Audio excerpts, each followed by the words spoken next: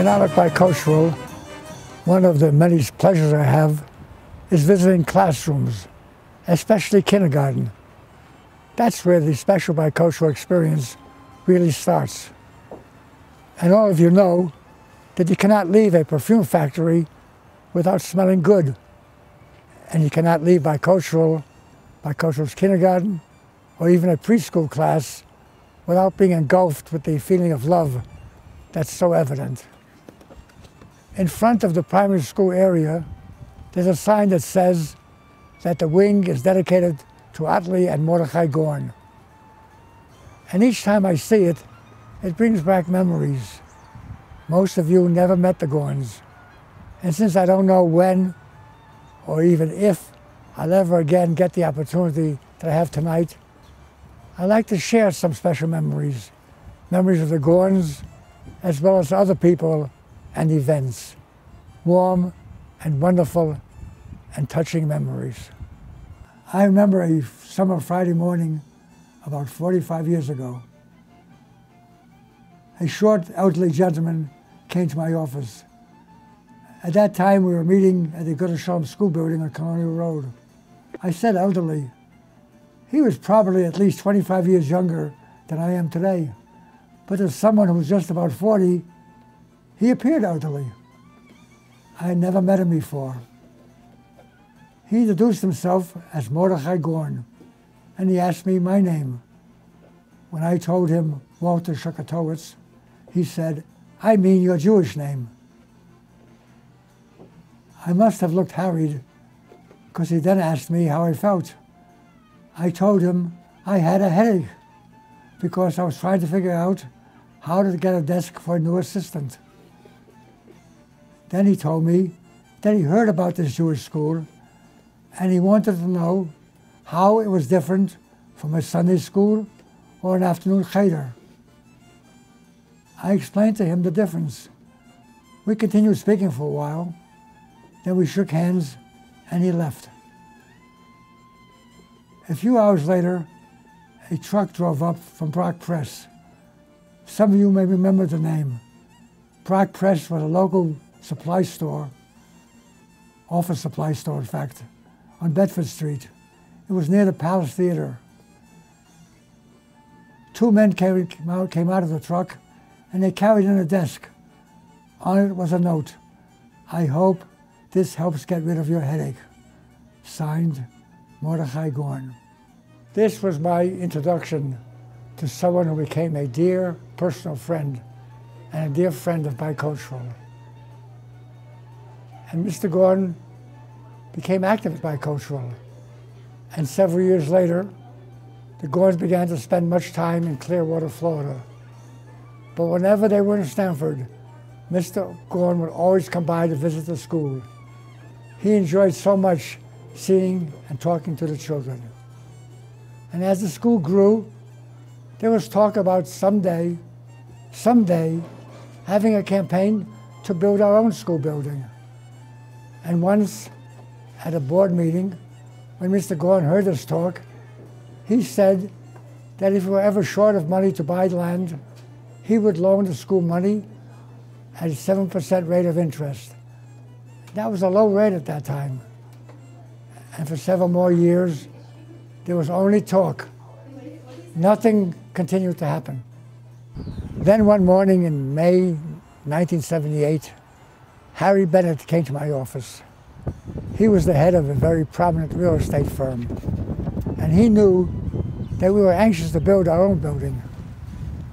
And he told me that there was a lovely 13-acre site on High Ridge Road, and it was now for sale at a greatly reduced price of $650,000. We had looked at it years earlier, but the asking price then was $1.5 million. And then Mr. Bennett told me that the Moonies were very interested, and they even asked for a 45-day option so they could do some soil percolation tests to see about the possibilities for major future expansion. So I begged Mr. Bennett to try to postpone things for 2 weeks, and I would see what I could do. He then told me that if we purchased the property, he would donate his entire commission. I knew that we had an endowment fund. The fund was started about a year or two earlier by Herbert Ashe. Mr. Ashe was a prince of a person. He passed away about a year ago, just 2 months shy of his 100th birthday. And he told me that a friend of his, Joe Winston, offered to donate $1,000 to our endowment fund. Mr. Ashe asked me, do we have an endowment fund? I answered, we do now. And largely thanks to Mr. Ashe and other friends of Bicultural, it became over $350,000 by that May. So that afternoon, I went to see a vice president at Union Trust. The bank changed its name many times since then. It's now part of Wells Fargo. And I asked the gentleman, I think his name was O'Brien or Murphy or some other Hasidic name like that. I asked him about a short-term loan for $250,000. He told me he heard great things about Bicultural, and the bank would be happy to grant a loan at only 8% interest. That was very much less than the usual rate. I think it was about 12% at that time. And then he said that he would do it on my signature alone. I thanked him, and I said I would present the offer to the board. Then I went back to my office.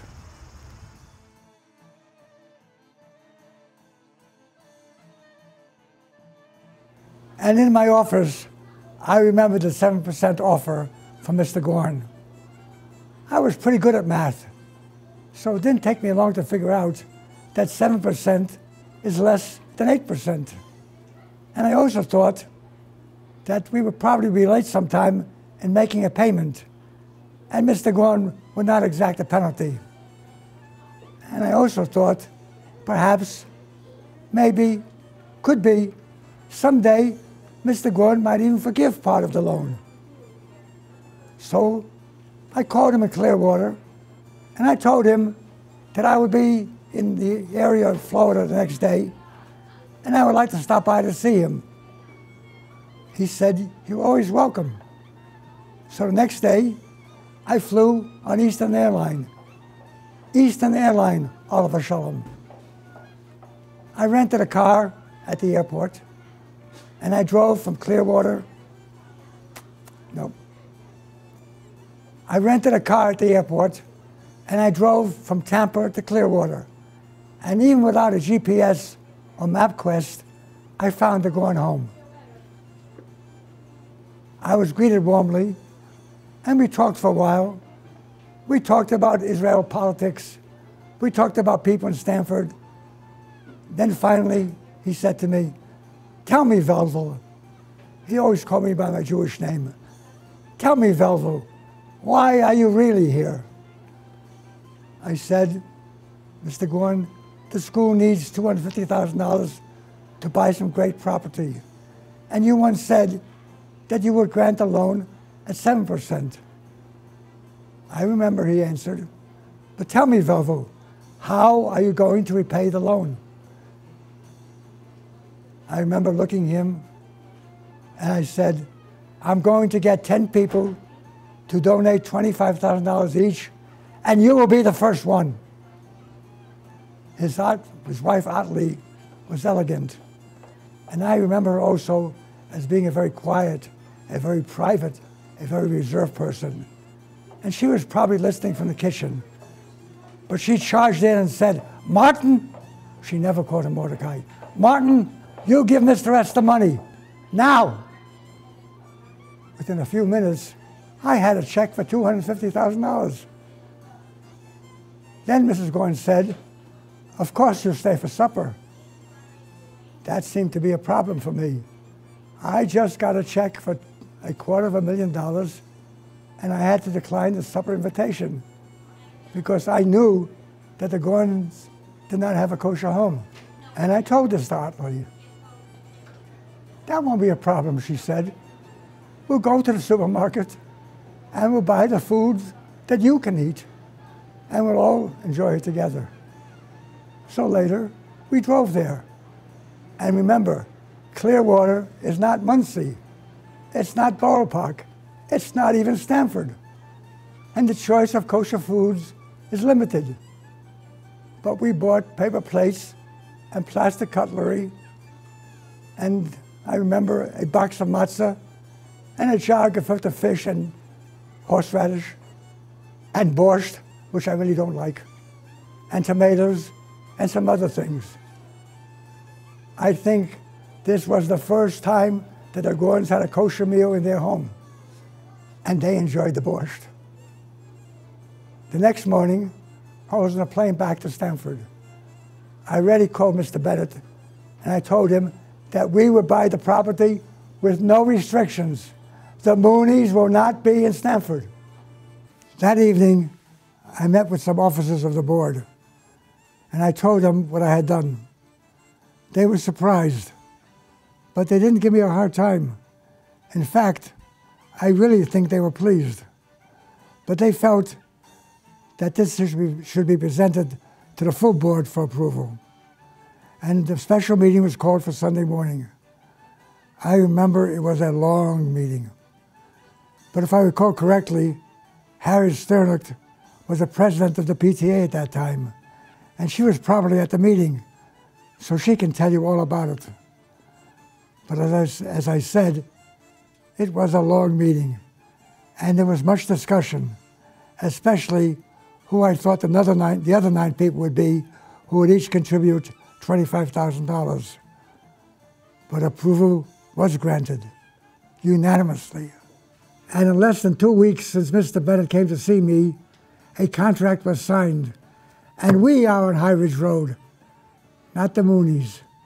But there's more to the story. Mr. Gordon had said that we would not have to start making payments on the loan until after the holidays.